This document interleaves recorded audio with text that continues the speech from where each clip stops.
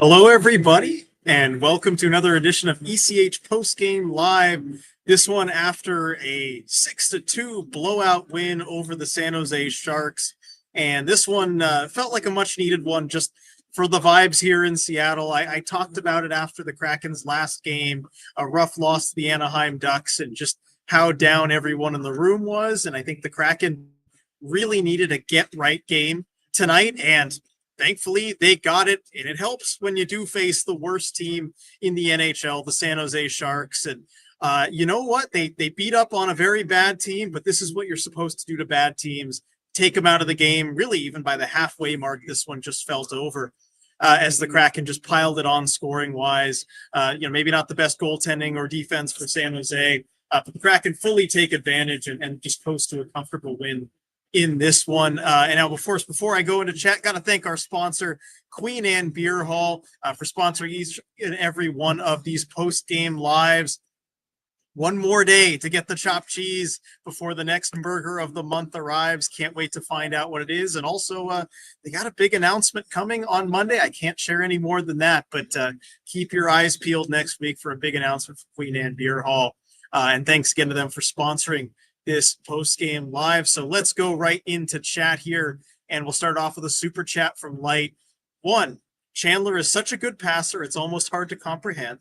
2, Shane's assist was prettier than Macklin's, so he wins the superstar off today. We'll start with Chandler Stevenson, who had a 3-point night tonight, 1 goal, 2 assists. And I think this is the second 3-point night he's had against the Sharks. Both games against San Jose this season, he's put up that same score line of 1 goal, 2 assists. And the primary assist on the Oliver Bjorkstrand goal was a little bit fluky, but overall a great game for Chandler Stevenson in this one. Definitely piling it on against the Sharks team. And then number 2, Shane's assist was prettier than Macklin's. I think it really was. I mean, on that Montour goal, great assist, from Shane right there. I'm trying to remember where, kind of taking it through the play. And I like the assist from Macklin Celebrini also in that one. That was a good pass to Toffoli down low. But in the Shane Wright versus Macklin Celebrini matchup, Shane Wright gets the better of it, although still honestly a little disappointed in the lack of ice time for Shane. And I know I kind of keep harping on this, but 14:06 for him tonight, especially in a game where it was over halfway through. Would have liked to see a little bit more for him later on the game. And again, it's the Sharks, right? There's no tough matchups you really need to shelter him from. You can let him go for it. And so at a certain point, they're going to have to throw in the towel and give him some proper ice time, some proper opportunities. But I guess that time isn't yet. So I'll mention it every game that there is that opportunity to do so. Super chat here from Schultz. Seen this movie too many times from this team to get any confidence from that win. That's just what we should do to the Sharks. And I do think there is an element of that. I mean, look, the Sharks are a bad team. They played a bad game. They got really bad goaltending, and I think that helped a lot in this one. I think the expected goals were pretty even for a while in this game. And yet, it really, goaltending was the difference. Joey Decord was excellent as usual, and Yaroslav Askarov just had a bad game. And so, that'll happen sometimes. Look, given how the Kraken, they played well against the Oilers, they come out and lay an egg against the Ducks. I don't have confidence they're going to be able to kind of keep this going consistently going forward until I see it.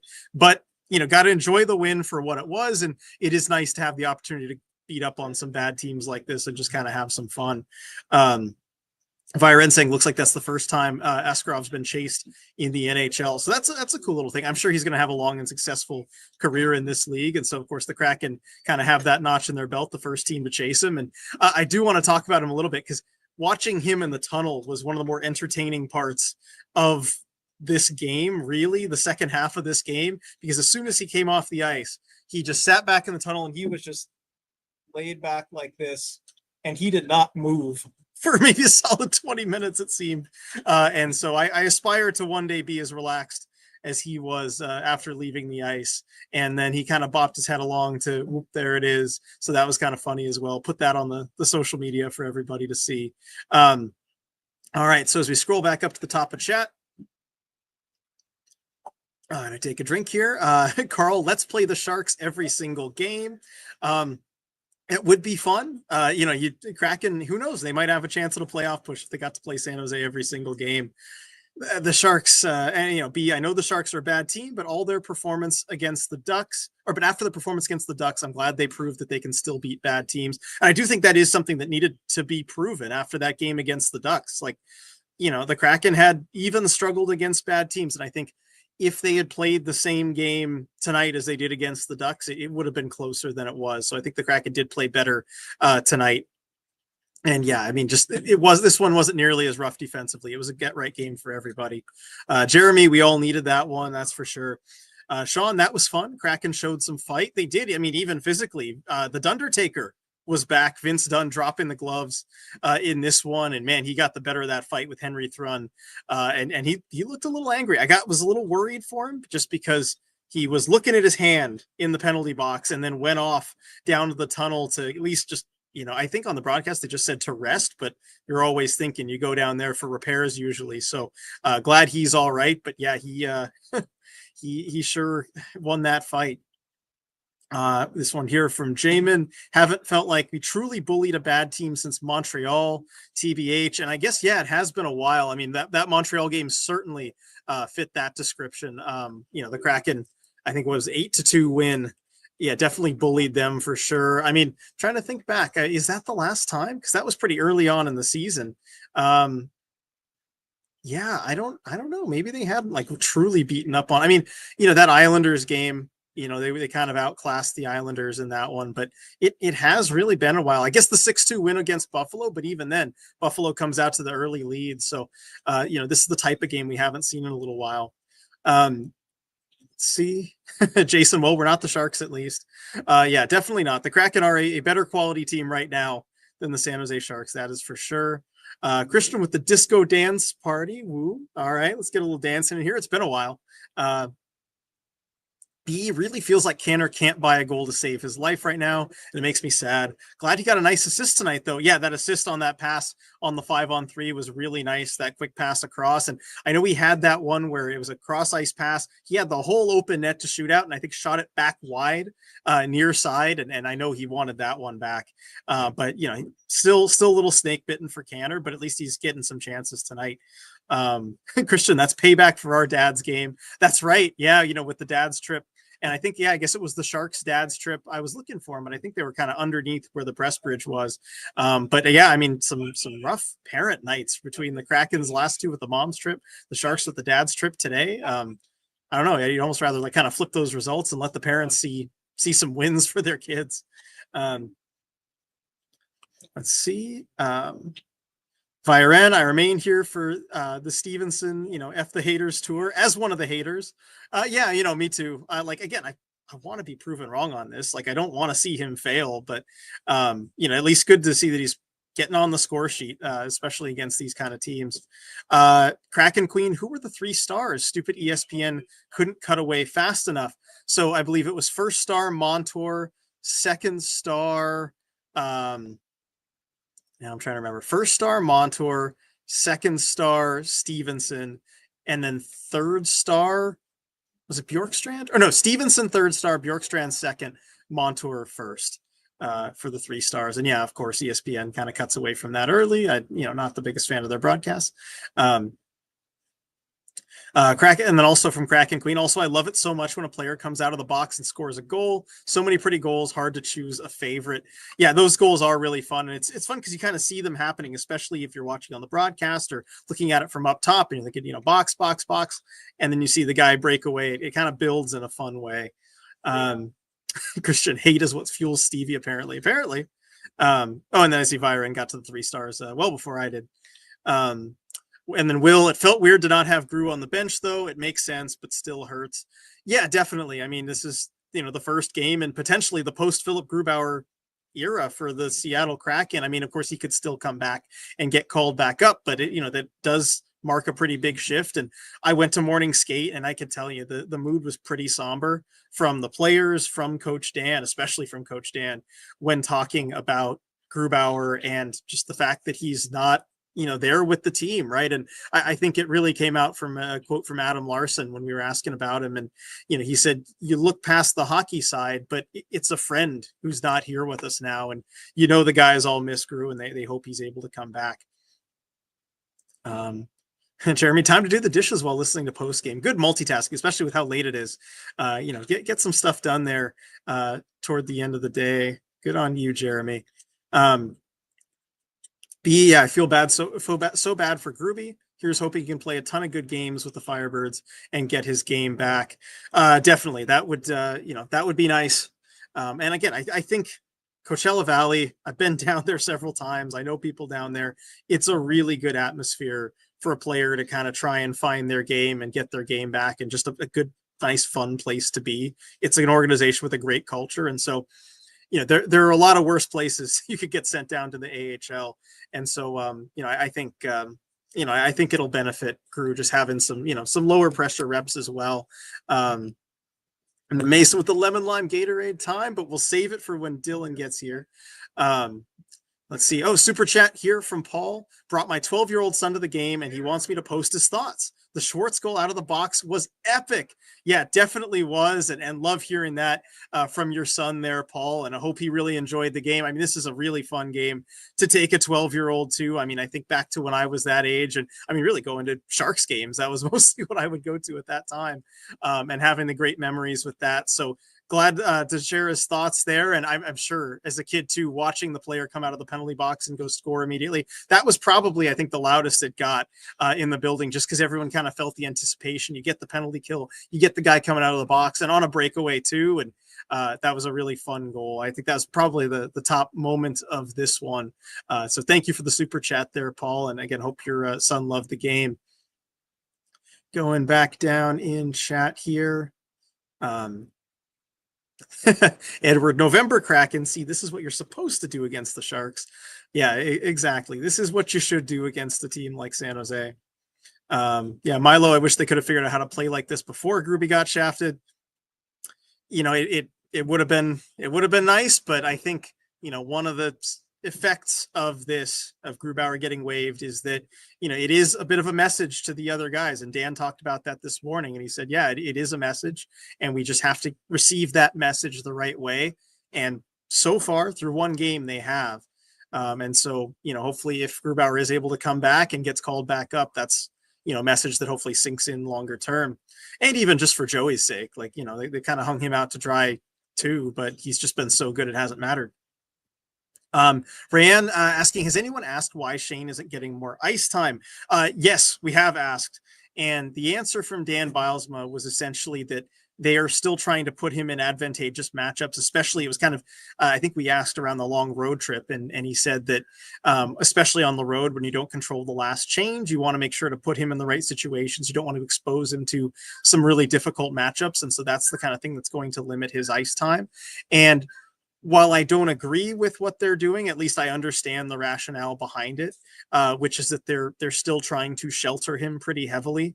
I mean, even in a game like this or a game against the Ducks, where I feel like, there's nobody really on the other team that you need to shelter him from, they still want to shelter him heavily. And again, they think that's going to build his confidence. So far it has. So, the results over basically since that healthy scratch have been good. I think he's ready for a little bit more, but the team clearly disagrees. So that's the rationale. See. David, I wonder what they're going to do at goalie too. Is Stezka able to fill in for a while? Well, they did call Alex Stezka up. He was the backup tonight. He's going to be the backup kind of going forward as long as Grubauer is down in Coachella Valley. And so we'll see if he gets into a game. I mean, Coach Dan this morning kind of all but confirmed that it's going to be Joey from here on out to the Four Nations break, that Joey's just going to get him through until then, which, makes sense. He's been a workhorse for them and he's been playing so well. Just keep that going. Hopefully he doesn't get hurt. And then we'll kind of see from there after the Four Nations what the situation is. Stratic asking, what's your favorite goal? I mean, there's so many options to choose from. I do love the Schwartz, just because I'm trying to find the fun in this game. I do like that Schwartz goal out of the box. It just felt like the most fun of all the Kraken goals for me. So I guess I'll go with that one, especially because it had a real impact on really fans of all ages, as I can see from the chat. So we'll ask Dylan later what his favorite goal was. I'll try and remember that when he joins us. And I still don't see him, but we're only 15 minutes in, so we'll see how long the media takes today. And B telling me they showed Askarov leaning like that on the broadcast too. Yeah, I figured they might notice it. It's just kind of funny. Also, want to bring up, speaking of Yaroslav Askarov, want to bring up this stat here, courtesy of our friend Jason Hernandez, who's the PA announcer for the Coachella Valley Firebirds, and pulling up a kind of Firebird related fact as well. So he titled this "Stupid Stats" from Jason, but I think it's a fun stat. Yaroslav Askarov in his 3 career games versus Joey Decords, this includes the 2023 Calder Cup playoffs, has an 0-3 record, 12 goals allowed on 74 shots on goal, good for an .838 save percentage and a 5.08 goals against average. So when Joey Decords on the other end, Askarov has not played well. And I know I went to at least one of those games a couple years ago. And I remember the game started off, the Firebirds just dumped the puck in. Askarov plays it in front of his net and accidentally just kind of puts it into his own net. So I guess, not very fun for him when facing the Joey Decord on the other end. So appreciate that stat, Jason, if you're watching the post game here, and hope everything's going well in CV. Take care of Grubauer for everybody. Going back in chat here. Kylie, I bet Joey plays remaining games until break, unless injury. Gruel playing Coachella during break, then I wouldn't be surprised if he comes back end of February. Yeah, we'll see what the plan is from the organization. And that wouldn't surprise me if that's kind of what they do. And that was kind of the part of the reasoning for doing that too, is the Kraken are going to have this break. Joey is not going to, he's not going to seed the net. He's going to play until the 4 Nations break. And so that would just be more games sitting for Grubauer, and this at least gets him some reps to try and get his game right. Let's see.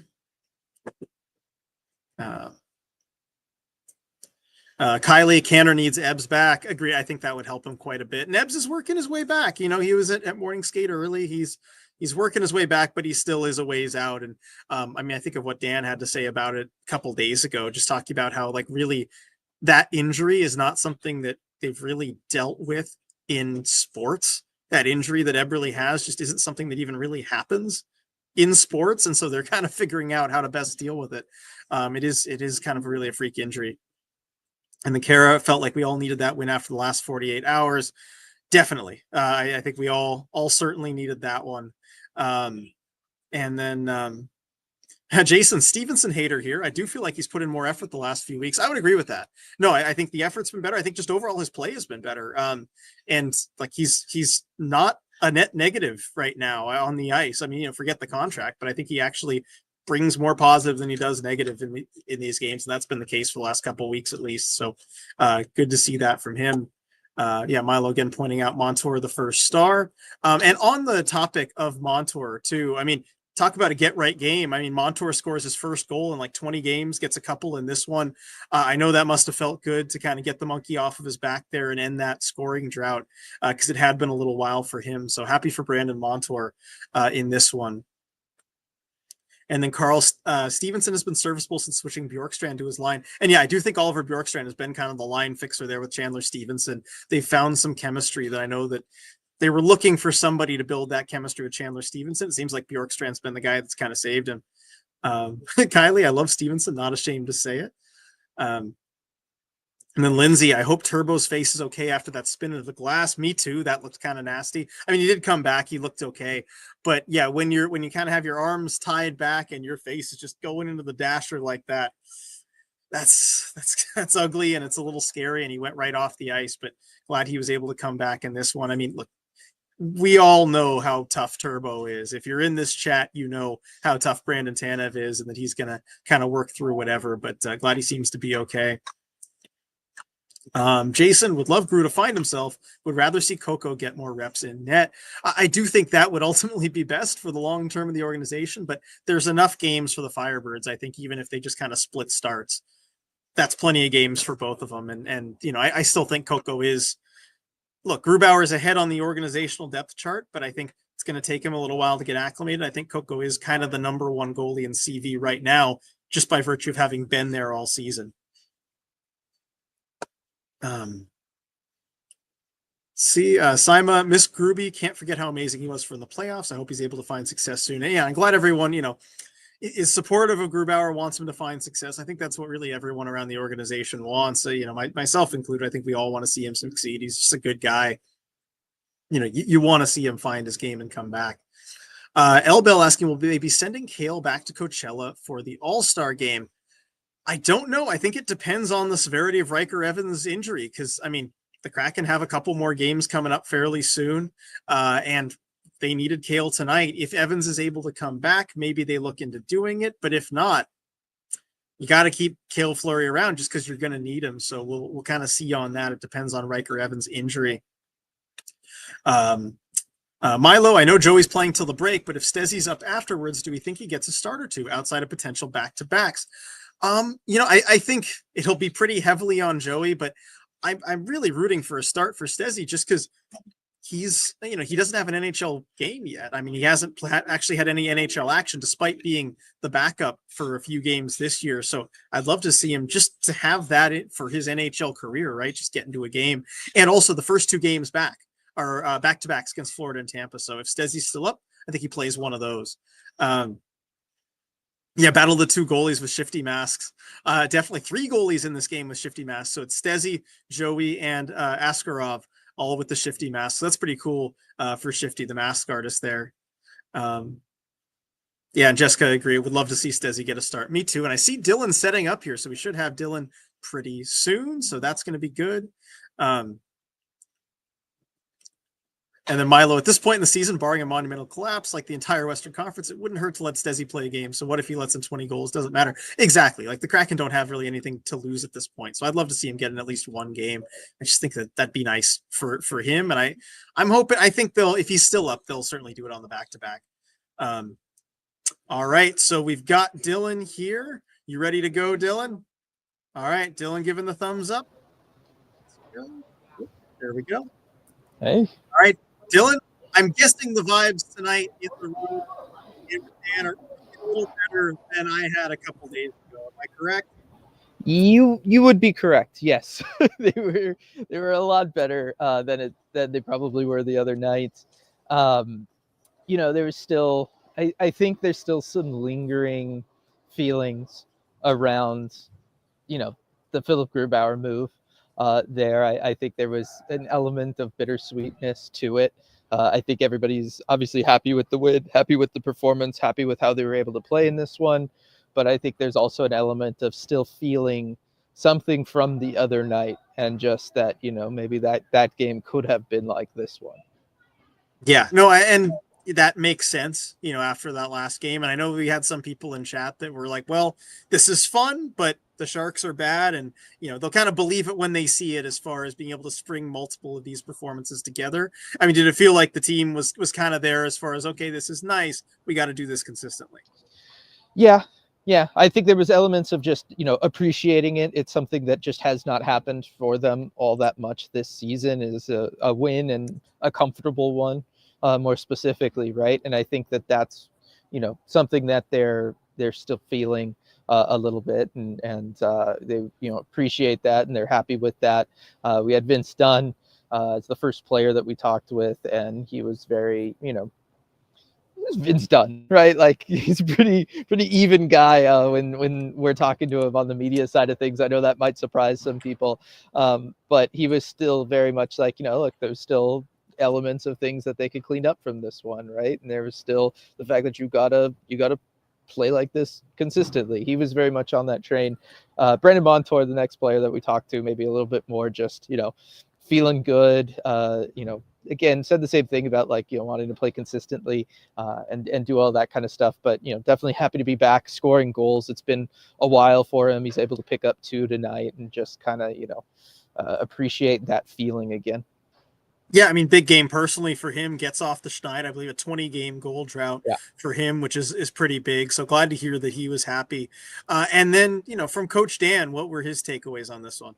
Yeah, so Coach Dan, there's a couple different things. One, like, you know, Kale Fleury stepped into the lineup. He felt like he played with a lot of confidence. It was you know, good to see from him. Felt like he did a good job in this one. He thought he liked what the team was doing as far as putting pressure on the Sharks, and then having, you know, backing the Sharks into spots where they're feeling pressured and then they make mistakes, right? Forcing your opponent to make mistakes with that sustained pressure. You highlighted the Bjorkstrand goal as a really good example of that, and what the Kraken were able to do in this one. And so he was very happy with that process there. we did have one fun moment. He was asked, kind of a couple questions right around, the Grubauer situation and if he felt like it affected today, and he was kind of non-committal on that. Same thing about, just asking about the last game and a reference to it being maybe embarrassing, and if felt like that motivated the team today. And he said he really talked around a yes. I'll say Okay. on that one, right? Like he didn't want to directly engage with it because he didn't want it to sound like he was saying that game was embarrassing. But you could tell that like he was, I think he felt like, yes, that last game motivated a lot of what we saw out of the group today, and I think that's very fair, right? But we did have one. I'm trying to find it. He talked about Montour's goal, goals and how good that was. Where is it? Oh yeah, okay. So Kate Shefty asked about Vince Dunn fighting, and Yeah. she said, he's big part of your team. Are you cool with him doing that? And he said, he like kind of paused, and he was like, I'm cool. Do I have to say cool? He didn't like that choice of words. Okay. That was what we got on out of him from that. And basically, like he said, do I like the passion? Do I like the aggression? Do I like standing up for the in the situation and all of that stuff? Yes. And again, didn't want to use the word that was part of the question asked, but all but confirmed it. Okay, that I love that. That's a very Dan answer and good question there. Good phrasing from Kate Shefty. I don't know. I wouldn't think to second guess on the word cool, but I guess that's really funny. So yeah, I mean, with the Vince Dunn fight, well, Dylan, I'll ask you because he already burned his one pass that you gave him, where you can't talk about it. Whatever he does when we get the Dundertaker, are you cool with it? You know what? Like I kind of was. Like there was a vibe around this one that I kind of was. Maybe I shouldn't be because Riker's out, right? And the idea of maybe something happening to Vince Dunn, which very nearly may have happened there with him, as he did, not immediately start serving his 5 minutes for fighting in the box, goes, down the tunnel a little bit. That would make me nervous. It makes me nervous, but it did feel like in this one, it felt appropriate. Yeah, no, I think so. And I'm actually okay with it too. Especially, look, if the Kraken were in the thick of a playoff chase, I'm sorry, I don't care what the situation is. I am not cool with it, him fighting there. But you know what? At this point in the season, given where they're at in the standings, I'm okay with it. And it really did feel organic, right? Everybody on the ice pretty much dropped their gloves. I'm okay with it in this situation. And I love just their Amanda, Dan, am I cool? Well, it was really funny because he was like, you could tell that like his first reaction was to be like, yeah, I'm cool with it. But then he maybe like didn't want to like go in that direction. And then it like registered like what was being asked as far as like the cool thing. And so then he had to like rethink that. And it was really funny. It was really funny. It definitely caught him off guard. And I think those are the best questions. Yeah, and I think maybe we should bring that back up, but phrase it how Zoe has. Dan, are you down with the Dundertaker? Yes, that would be very interesting. Very interesting. Also, I can confirm, RJ, this was the dad's trip for the San Jose Sharks as we were walking back from the Kraken locker room to the media room for Dan, past a line of, disappointed dads. I was gonna say, I didn't want to say disappointed, but let's be real. It's what fits with what their position is. All right. Well, man, we've seen a lot of parents watching their kids lose recently. I don't like that. I'm happy, again, happy the result happened this way, but Yeah, I might rather just like flip all those results. So the moms and the dads get to see their kids win. I did mention that a little earlier in the post game. And Rand, Dan is a hoot. Yeah, he sure is. And it's good to have like wins because look, nobody is as fun when the team is losing. You know, Dan's no exception. But it's nice when you have wins like this where he can be funny in the way that he is. Milo talking about the Flames because that's the next game for the Kraken. It is technically the team they are chasing for the final wild card spot. Kraken 8 points back. Flames have 3 games in hand on them. And they were also involved in a pretty big trade today. So thoughts on that trade? I'll ask you the same question that I guess Bob Woods was asked about during the broadcast. What do you think about that trade for Calgary? I have to dig into it a little bit more, like kind of see how everybody's been playing all of that. But I can tell you that it seems like the instant reaction that I have been able to get from like Flyers fans is they're not thrilled with it, right? I think it's a good move for the Flames. They obviously are in a spot that maybe they thought they'd be in, maybe not, but they're in a spot where they are competitive right now. They are in a playoff spot or right around a playoff spot, and they, they want to go for it. And this feels like a move that is, we think we've got a chance, so we're going to roll the dice and see what we can do. Yeah, no, I think it's a good deal. And I think Kuzmenko, I don't know if he was scratched for like asset protection reasons or if there was something else beyond that. I also haven't seen what the picks were on either side. Here we go. There's the official one. Kuzmenko, I clicked on it. Pelletier, a second and a seventh for Farabee and Frost. So Calgary very much, in the buying, side of that, of course, getting the better of the players, giving up the draft picks.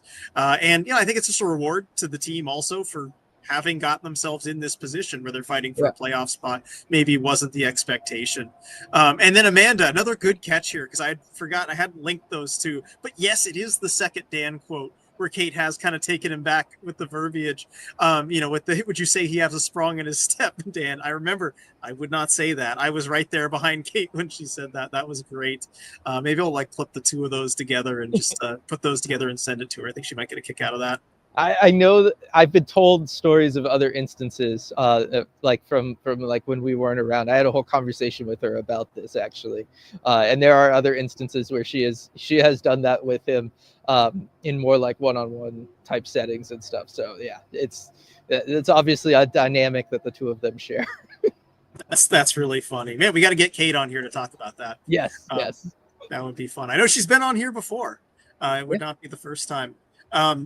So let's see, going back in chat. I mean, anything anyone wants to talk about, feel free to put it in chat. I did kind of get to the bottom of chat by the time you arrived here. And I figured this one might be a little shorter than the usual post game just because it is so late as we're nearing 11 o'clock, halfway an hour through this just because of the late start time, 7:45 puck drop, all the goals, several penalties, lots going on in this one. Anything else that you want to talk about from this one or from the post game? Yeah, I mean, I basically ran through everything with the post game, right? The wins, there's usually less going on there. I don't know. I don't know how much there is to take away from this one. I guess we'll know a lot more for that game against the Flames, just because I would love to say that this is the team responding to getting embarrassed, if that's the word that we want to use, but playing poorly against Anaheim here, earlier a couple days ago. I would love to say that this is the team responding to Grubauer being sent down and them really taking that, kind of personally feeling like maybe they let him down and all of that. And maybe that being the piece that really kind of kicks them into gear, gets them to go out there, gets them to play to the systems that the coaching staff wants them to play to, gets them to play to the level that they want to play to, gets them to just kind of be mentally consistent out there on the ice. But until I see them play somebody better than the Sharks, the worst team in the National Hockey League, I don't know how much I can like buy into all of that, right? Like we've seen them, beat up on this team before, and I feel like the next game against Calgary will tell us a lot more kind of where they're at in light of the recent changes around here. Yeah, I'm on the same page. And I kind of said as much early on in the post game, right? The Sharks are a bad team. This is what you should do to bad teams. And again, just given how pleased we were at the effort against the Oilers, only to have that Ducks game come right after it, I need to see it to believe it as far as this team stringing together any kind of really momentum or solid efforts consecutively. And then B asking, yes, Triadic asked earlier, the normal question of what is your favorite goal? I answered already, but what is yours, Dylan? That's a really good question. I kind of like the second Monty goal, right? Just, The 5-on-3? Yeah, them capitalizing 5-on-3 and kind of how that whole situation developed. I was watching the bench kind of when it happened, and the moment that penalty gets called, I immediately looked over to the bench before play had even stopped, right? When I forget which Shark it was who trips Chandler Stevenson coming into the zone. Kraken were already on the power play. We know 5-on-3 is coming. I immediately looked to the bench and just watching Dave Lowry, and Jessica Campbell all kind of look at each other. They all start conversing. Penalty gets called. Play on the ice stops. They're obviously talking. Dan takes a couple steps away and thinks about something. And then he turns to Jess and he nods his head, and she picks up her whiteboard and goes to get ready. And that was them making the decision to go ahead and call the timeout there for the 5-on-3. Already up with a multi-goal lead at that point if you're the Kraken. But we've been down this road, right, a couple times in the last several games here when they're going on 5-on-3. He had talked about it after the Kings game, kind of how important that moment is and how you want to score in those situations. So it was just kind of interesting to watch that process kind of break down there on the ice as he talked about it with his two assistant coaches. Took a sec to really think about it and come to his conclusion and what he wants to do, and then how everything happened from there. Yeah, and I know you were kind of narrating that to me at the time too, as you're like, wait, no, she's got the whiteboard. Dan gave her the nod. Let's go. You were so excited about it. So that's a good pick for your favorite goal of the game. Rayanne asking, when does the ECH get together? We are definitely working on it. It's tough with this like long stretch of 9 home games out of 10 games. Yeah. The other one's a back-to-back. So we're working on it. Dylan, especially, I know you're thinking about it a lot. I'll let you talk here. Well, yeah, I've been trying to figure it out just around I haven't been very helpful given that my honeymoon is planned for the Four Nations break. Say that does like put a damper on things. We had the excellent suggestion of maybe doing one for the final, the gold medal game, whatever it's going to be called, for the Four Nations tournament. We could still potentially do that. It would just be minus RJ. I don't know, how that doesn't take away much from it. I was going to say, I don't know how interested everybody is in that, maybe more, but no. I think if anything, they'd be more interested. There's that one for sure. Yeah, it's just been tough with my back trying to commit to something, and then obviously with your planning, and then just the irregularness of having 2 weeks off, and how freaking front loaded the Kraken schedule was. So I do apologize. I do apologize for everybody kind of having to wait so long, but the front-loaded home schedule does mean we're going to have plenty of opportunities to do get-togethers and watch parties and all of that kind of fun stuff, kind of down the stretch here these last couple months of the season. Definitely. I think by the time that the Four Nations break hits, the Kraken will play like 6 or 7 more home games than road games, and that's going to even out throughout the remainder of the season. I think the longest homestand is 3 games for the whole rest of the season. So that's going to give us a lot more time to plan stuff. But thank you for asking there, Rayanne. I know we've had lots of people asking about it, and we want to get together with everybody as soon as possible. Zoe asking, when are the Kraken going to make trades, and any update on Yanni? I'll start with Yanni. I mean, no major update on him aside from that he's just working his way back. We are, and he's not taking line rushes. It doesn't seem like it's imminent, but he's working his way closer. And then as far as when they're going to make trades, I do wonder if we see some deals happen right before the Four Nations break, as teams kind of see that as maybe a mini deadline, or they kind of realize, okay, we're at this point. Heck, if the Kraken, say, just for instance, lose out going into the Four Nations break, I think they might be looking to make a deal. Yeah, and I was going to say also, I wonder if Calgary making the move that they made tonight maybe kickstarts things. Yeah, get some dominoes to start falling, and has some teams maybe getting a little bit more aggressive. Yeah, so we'll see. You never know exactly when a trade's going to be made, but it wouldn't surprise me to see some deals, at least around the league, happening pretty soon. This one, or let's see, Kylie, I'd love out of the next 4 games before the break, we win both Calgary ones. I do think those are going to have a little extra juice to them, given that that's the team that they're chasing. And also Calgary, I mean, they are just fighting for so much every single game that they're playing, because they're going to need every last point to try and keep pace and keep that 8th seed in the West. So, I mean, those are going to be some hard fought games. If the Kraken can win both of those, I think that is going to say a lot. Yes, it will. And so that's why I said I'm kind of reserving judgment until those games, but those games are going to be extremely critical of, if the team is going to respond the way that, they probably want to, if they're going to respond the way the coaching staff's going to want them to, if the front office wants them to, everything, right? Like, this is still a team that doesn't want to consider themselves out of it. You're going to have to start winning some games, and you're going to have to start winning games against those teams in front of you if you want to be in it. And so this, gives them the opportunity to do that and kind of shut us up a little bit. Yeah, definitely. And I think it would go a long way, towards that. And then Zoe asking, who got the belt? Did you see? It was Brandon Montour who got the belt, or at least we assume it was sitting next to him in the locker room. That always, I've never seen that be wrong before. Yes. It's got to be. Yeah. And then Chris asking, did you catch the Stevens interview between periods? I was unimpressed with his answers. I did not. I mean, that's one of the downsides of kind of being here, is we don't usually get to see the intermission interviews. Actually, we usually do, because they're with Piper on the Kraken broadcast. With the ESPN one, we didn't tonight. So, I don't know what he said. And Jeremy, I would imagine most players don't like doing intermission interviews. Yeah, probably not. I don't think it's their most fun part of the game. But yeah, you could go back and try and see what he said. And then, Kylie, he's just not a good interviewee. Was it just like pucks in deep? Was it just the normal hockey cliches? Because I mean, was it Stevens or Stevenson? Oh yeah, I mean, it could. I don't know. I guess with Stevenson after the goal, it would be more likely to be him, right? Right, and we've watched enough of his like kind of mid-period interviews or intermission interviews, and doesn't give much. Yeah. So that's just something about him, and it's not necessarily a bad thing, but and then Viren, advantages of the ESPN broadcast. The post on the first money goal was so loud.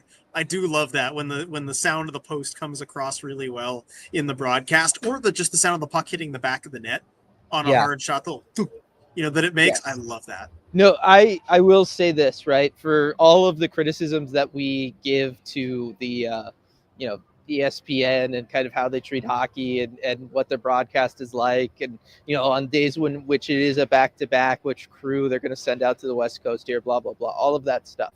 I will say this: the ESPN broadcasting technology that they have, it's pretty freaking good. Okay, the picture quality is by far and away the best. Watching it on nice TV at home, the image is so sharp and clear. The colors are so nicely saturated. Things are so well lit. Like their cameras just are the best hockey broadcasting cameras that are out there.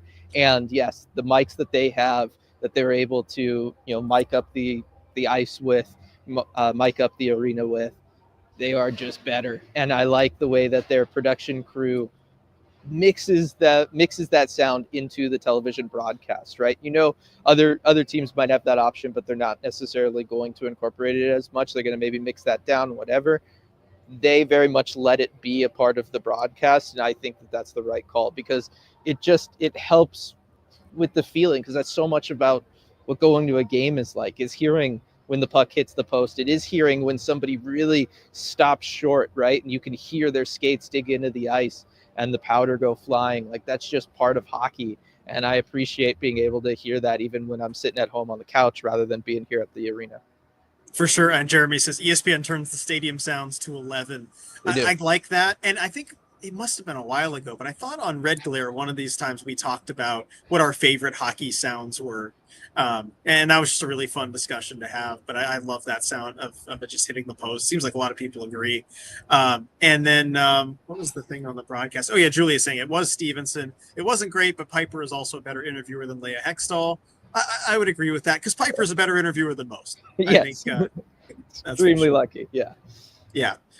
Kraken are very, very lucky in their broadcasts. I think we all are a little spoiled watching those.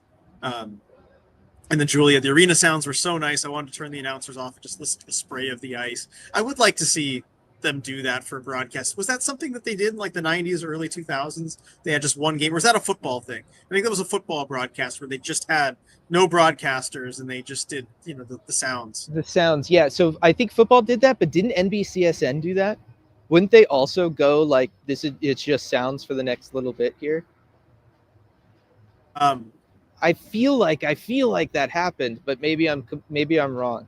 I'm with you. Football absolutely did that. There was definitely a time where football would do that, but I feel like there was a time also where during a hockey broadcast that would happen. Was that ESPN? Like a period, just one period. Not a whole period, just for a couple minutes. Okay. Like just like until the. I seem to remember something like that. Yeah. Let's see. Yeah, Jeremy, one of the networks did it for 5 minutes. Yes. Okay. Yeah, somebody did that. I don't remember if that was ESPN, like the first year they got the NHL back, so a couple of years ago, or if that was an NBCSN thing back before ESPN got the rights back. Okay. Yeah, no, but I do seem to remember that. And Amanda saying hockey ASMR, definitely. I love that. And I'll take the opportunity to share one story I have with the Sharks in the building. It's a Sharks related story.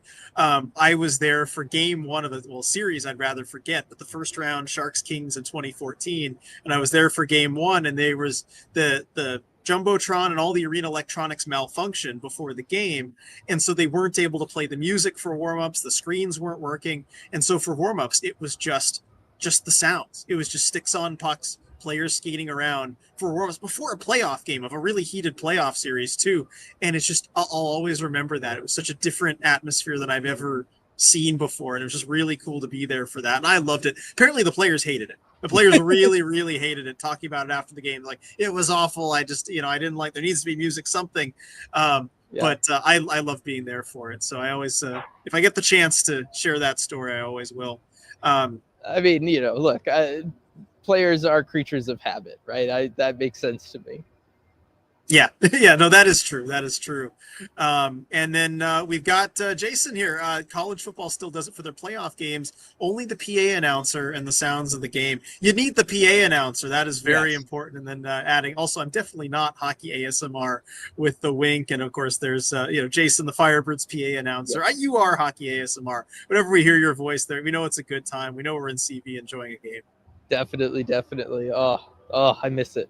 I miss it for sure. And then Kylie asking, is the blue and red eye on the column behind Dylan by the windows new? Never noticed that before. No, that has been there. I remember even back to last season that was there. I think just my camera never did. It's usually me in that spot, and my camera just never did a great job picking it up. Yeah. And I mean, it's only kind of there because it's projected on the column that's outside the window. So it's only there when the curtains are down that you can see it. I think there's... Are the curtains always down post game? They usually are. Usually, yeah. Most of the time they are. I think like 90+%. But sometimes, we know how the curtains can be sometimes. Yeah. But yeah, most of the time they are. So that is a familiar sight to me, though. Yeah. And then Jody Lou, I want to have Joey mic'd up. That would be really fun. Oh, that would be so. He'd be the guy. That would definitely be a good one for sure. Yeah. And then Byron, the ASL broadcast in the Stanley Cup final last year was cool. Yeah, no, that was cool that they did that. Yeah, definitely. I was going to say, I know we're probably going to be closing it up here. Maybe do a quick last call. Yes, we had that. Yeah, we'll do a last call while you do this, Dylan. Because we did have that earlier, but I want to save it till you were here. But are you ready, Dylan? Yes. All right, wait, I got to do the thing. All right. It is lemon lime Gatorade time, baby. Oh, and it feels good. It's been so inconsistent this year that I've been able to enjoy these, but it just makes it even sweeter when I do get to enjoy one. Enjoy it, make it last, just in case. Yeah, really.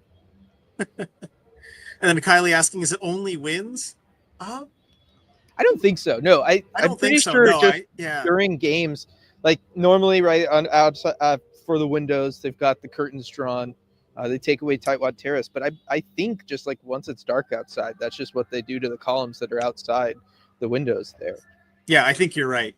Yeah, they just do it once it's dark, and especially for this game, how late it is. It's been up there like that for a while. They Yeah, did it was leave the dark curtain. before we got in the building. I know. They did leave the curtains down for the entirety of this game too, which I thought was interesting. Yeah, I mean, which is nice. And then Amanda, we need to get Dylan a loss hydration option. I know. We got, Yeah. yeah. It's I'm managing, but barely. Yeah.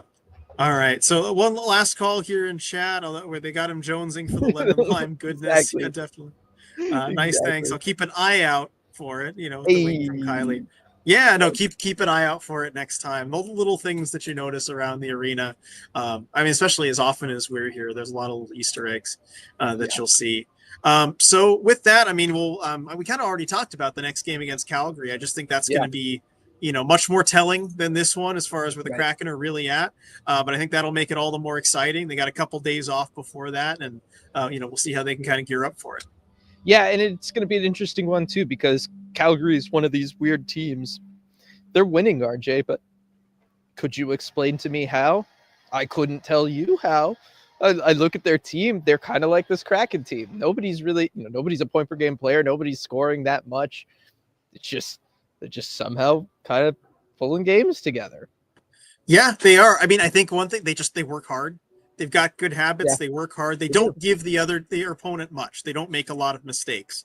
And they've gotten good goaltending from Dustin Wolf. I think that's been key as well. I mean, you look at the game tonight, they're playing the Anaheim Ducks. That's how they win. And yeah, as Julia's saying, it's Dustin Wolf is a big part of that. They're getting good goaltending. I mean, he is giving them good goaltending. I'm not trying to take anything away, but they are really not scoring that much. He's been good, but not that good. So, but I think it's what you said, right? They don't give up a lot. And then the big thing is they're consistent. And I think it kind of highlights, they're kind of the team that the Kraken could be or could have been, which is a team that just plays their system really well, takes care of what they actually can do. Yes, they don't have a superstar, but hey, guess what? If everybody comes together, plays to the system, and is consistent, you can still win in this league, right? You could at least win enough to be the 8th seed in a conference. And so I do think that is, kind of an important thing to watch for with Calgary, is they are kind of, a parallel universe to the Seattle Kraken team. I could have been them, and just for one reason or another, it hasn't been. Yeah, no, I think, well said. That's a good point. Put on a lighter note, I want to thank Queen Anne Beer Hall one more time before we go. Our wonderful sponsor for this and all ECH post-game live shows. And Dylan, one more day, just a day and a night left to get the chopped cheese. And I can't wait to find out what the next burger of the month is. And then big announcement coming for them next week. I can't really say much about it, but keep your eyes peeled for that. Definitely a big announcement, and beyond just what the next burger of the month is going to be. Yes, that's true. Yeah, beyond that, even bigger than the next burger of the month.